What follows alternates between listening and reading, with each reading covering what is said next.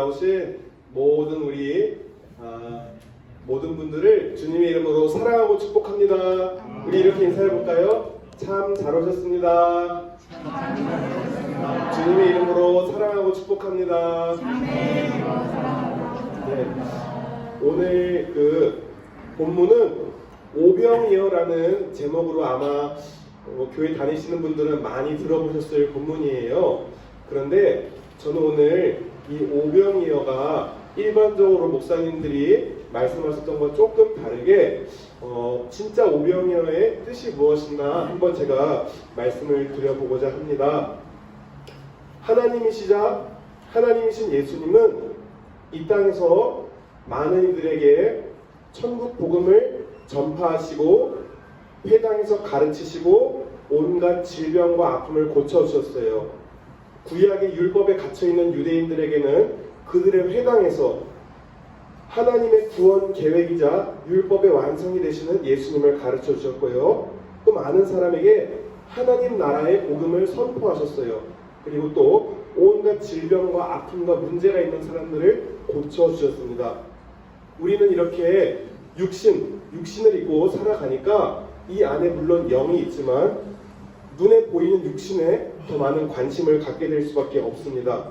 그래서 오늘 본문 2절에 예수님이 병자들에게 행하시는 표적이 눈에 보이는 사인을 말해요. 표적을 보고 많은 사람이 소문을 듣고 따라왔다고 합니다. 그런데 이때 예수라는 사람이 선지자인지는 모르겠지만 병자를 일으키고 죽은 자를 살린다지? 신기하다. 오늘날도 그럽니다. 하나님의 능력을 통해서 어떠한 하나님의 능력이 초자연적인 일이 일어난 사람들에게 저도 이렇게 사모함도 되고 나도 그렇게 하나님께 쓰임 받으면 좋겠다 이렇게 쫓아가게 되더라고요. 근데 이제 그때 5,000명이나 되는 큰 무리가 모였는데 빌립을 시험하고자 어디서 떡을 사서 이 사람들을 먹이겠느냐라고 예수님이 빌립에게 시험합니다. 어떻게 말할지 이미 아셨는데도 그냥 시험하게 물어본 거예요. 그런데 이 빌립은 어디서 떡을 사겠느냐라는 이 말의 영적인 질문을 뜻을 파악하지 못하고 사람들이 아주 조금씩만 먹어도 200데나리온이면 부족하겠습니다 이렇게 얘기합니다. 그런데 예수님이 진정으로 말씀하시고자 한 거는 여기서 우리가 사람이 먹는 육신의 떡이 아니라 나중에 요한복음 6장 뒤에 보면은 나는 생명의 떡으로 왔다. 이게 나는 육신의 문제 해결을 넘어서 영혼을 살리고 구원하는 자다라는 것을 말씀하시는데 이 빌립은 표면적으로 그냥 떡이 없어요. 우리에겐 돈이 없어요. 이렇게 말합니다. 예수님은 이렇게 병든 사람을 치유하시고 배고픈 자들, 줄인 자들에게 빵을 주는 마치 문제 해결사 역할을 하는 것처럼 보입니다. 그러니까 이스라엘 백성들이 뭐라고 합니까? 예수라는 사람을 임금 삼으면 나 배고플 일 없겠다. 나 아플 일 없겠다. 이렇게 육신의 문제만 해결해 줄 줄 알고 이스라엘 백성들이 예수님을 임금 삼으려 해요. 오늘날도 대통령 선거에 경제를 부강하게 하겠습니다. 국민들 건강하게 하겠습니다. 이런 공약 걸면 사람들이 막 뽑듯이 예수님을 그저 그런 정도의 육신의 문제만 해결해 주는 사람으로 알고 임금을 삼으려 합니다. 그런데 결국 예수님이 하시고자 하는 것은 이런 초자연적인 치유와 표적과 능력을 통해서 결국 하나님이 계시고 그 하나님이 무엇을 원하시는지 진정 깨닫기 원하셨는데 그거를 깨닫지 못한 무리들을 안타까워하시고 혼자 산으로 떠나가십니다. 어떤 사람들이 이렇게 말합니다. 세상 사람들의 기준대로 돈 많이 벌면 그 사람 믿음 좋은 거 아니냐? 그런데 꼭 그렇지만은 않습니다. 믿음이 좋으면서 부자로 살 수도 있지만 믿음이 좋으면서 가난하게도 살 수 있습니다. 성경에 믿음 좋고 또 잘 산 사람도 많이 있지만 믿음이 좋아도 순교하고 고생하고 핍박당하며 살아간 제자들도 있습니다. 예수님은 이렇게 사람들의 육신의 문제 해결, 병자를 치유하고 죽은 자를 살리는 등 기적만을 보여주시기에 오지 않았습니다. 이 표적은 하나의 사인으로 진정 천지를 창조하신 전능하신 하나님이 계시구나라는 것을 알려주시는 거고, 그 하나님이 진정 무엇을 원하는지 알려주고자 하심입니다. 요한복음 9장에 태어날 때부터 소경된 자가 있습니다. 그런데 이 소경이 이렇게 눈이 멀게 된 게 누구의 탓이라 합니까? 그것은 이 사람의 죄도 아니고 그 부모의 죄도 아니고 하나님께서 하시는 일들을 그에게 드러내시려는 것이다. 이 육적인 소경이 병이 온 것은 그를 통해 하나님이 일하게 하고자 허락하신 것이다. 결국 육신의 눈이 멀어서 그 자들을 치유해서 영적인 눈, 주님을 볼 수 있는 눈까지 그렇게 고쳐주겠다라는 말입니다.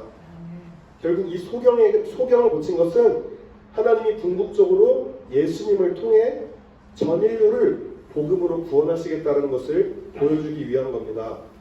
그래서 제가 오늘 본문을 예수님은 육신의 떡으로 오신 게 아니라 생명의 떡으로 오셨다라고 적어봤습니다. 세상 사람들은, 저도 마찬가지, 어제 밤에 설교 준비하는데 이게 설교 준비하는 게 별거 아닌 것 같은데 나름 또 압박을 받습니다. 그래서 제가 할 때마다 이렇게 막 평소에 그런 게 잘 안 땡기는데 막 먹어요. 먹는 게 막 땡기더라고요. 저도 사람 육신을 입고 있는지라 해서 배고플 땐 저도 막 먹는 게 필요합니다. 그런데 어제 그렇게 배부르게 먹었는데 지금 또 배고파요. 그러니까 이렇게 사람은 배고파서 한번 배부를 수 있지만 그게 진정한 문제 해결이 아닙니다. 또 뭐 누가 죽을 병에서 고침 받았어. 그런데 그가 진정으로 참 영혼의 구원자 되신 예수님을 만나지 못하면 그는 한번 뭐 암병, 희귀병에서 고침받을 수 있지만은 예수님을 만나지 못하면 그는 구원받지 못하는 백성이 됩니다. 우리가 여기서 주목할 것은 오병이여, 예수님은 배고픈 자에게 문제 해결해 주시고 떡을 주시는 분이지. 물론 맞습니다. 뭐 북한 사람들한테 복음 전할 때에 지금 당장 굶어 죽게 생겼는데 복음을 들어보세요 하는 것보다 먼저 일단은 들을 수 있는 마음판이 되고, 상처 있는 사람은 일단은 마음에 그 복음을 들을 수 있는 어느 정도의 그런 밑작업은 필요할 수 있는데 그게 전부는 아닙니다. 요한복음 5장 39절에 너희가 성경을 연구하는 것은 영원한 생명이 그 안에 있기 때문이다. 성경은 나에 대해 증언하고 있다. 뭐 죽은 자를 살리고 병자를 치유하고 능력을 행하고 그 모든 표적보다 더 큰 표적은 예수님 십자가에서 죽으시고 부활하시고 내 죄를 위해서 죽을 수밖에 없는 나를 살려주신 그 표적이 가장 큰 표적입니다.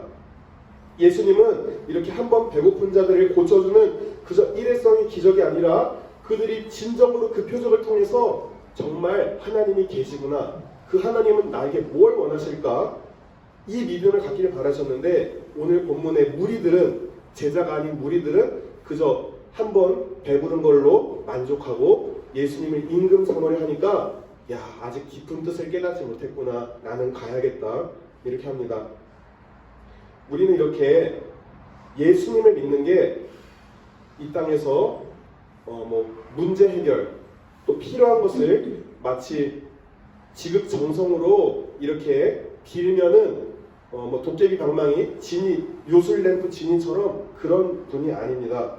예수님을 믿으면 믿는 자에게는 가장 중요한 구원과 영생, 성경은 예수님을 통해 구원과 영생이 있다, 이거밖에 없습니다. 그걸 위해서 이런저런 말을 했는데 결국은 성경은 예수 그리스도를 증거하고 그 예수님만을 통해서만 구원과 영생이 있다.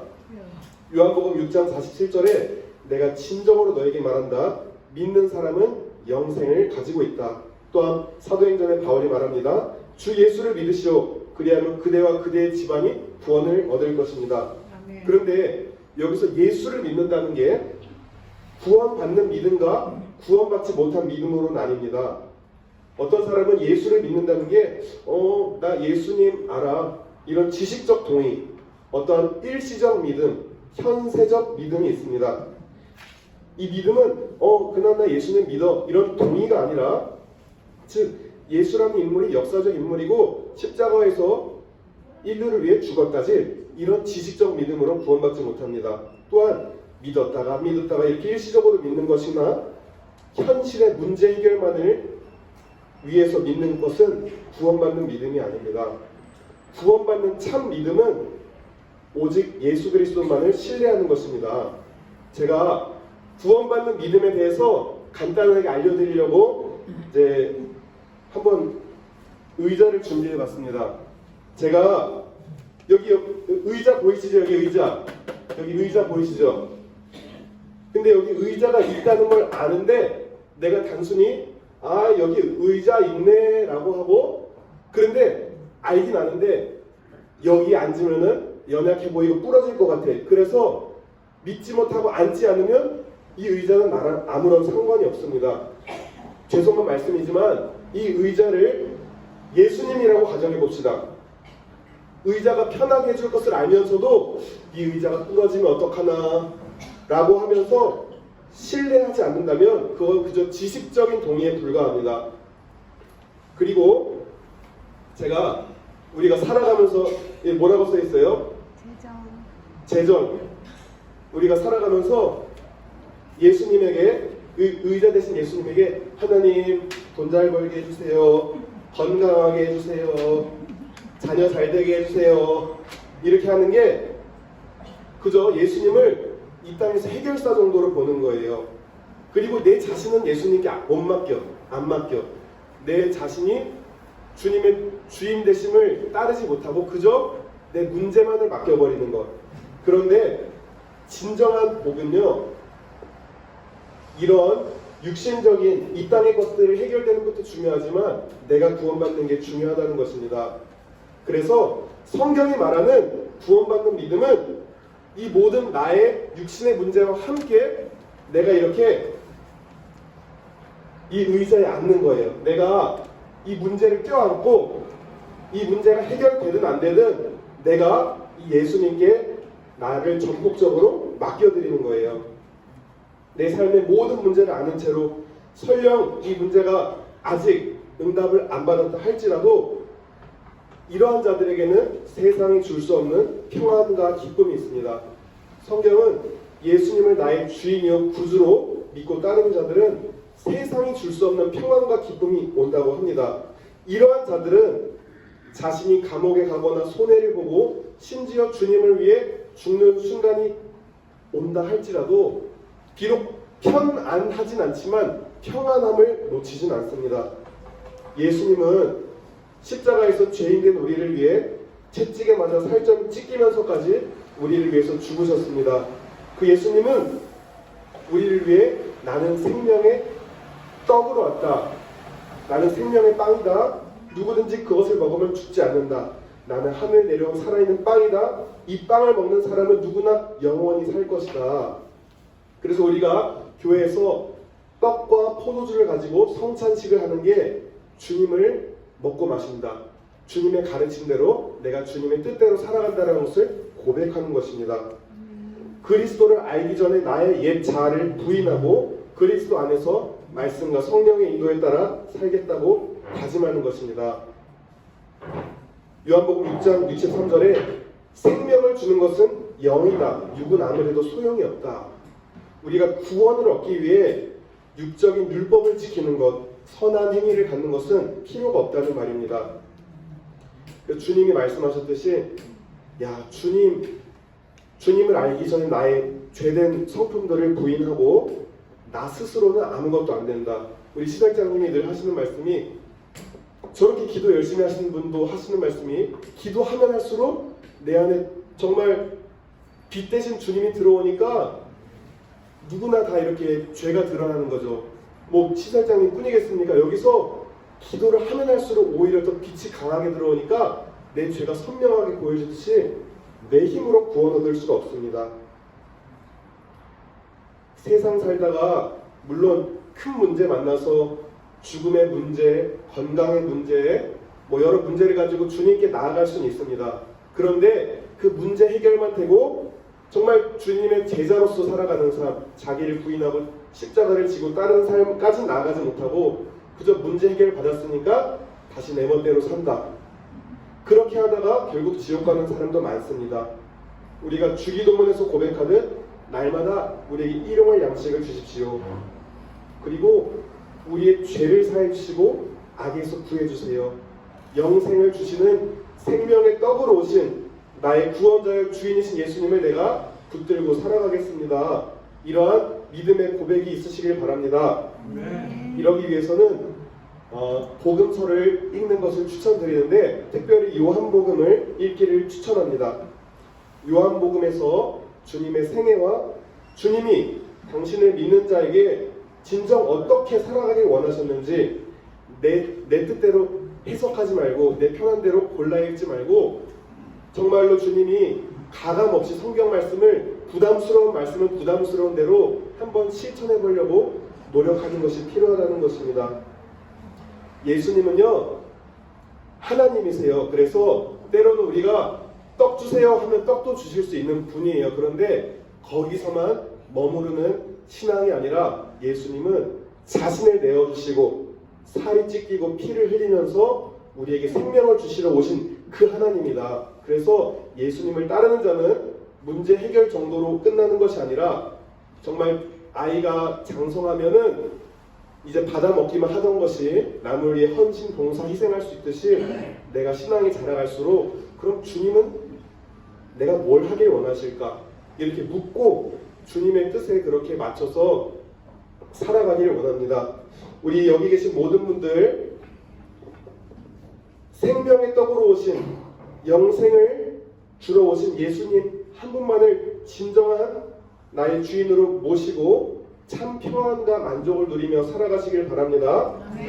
이 땅에서 선한 싸움 마치고 주님 보좌 앞에 나아갈 때까지 이 생명의 떡으로 오신 예수님과 주님의 말씀 붙들고 기도하며 믿음으로 영생을 얻는 모든 분들 다 되시기를 예수님의 이름으로 축복하며 기도합니다. 기도하시겠습니다.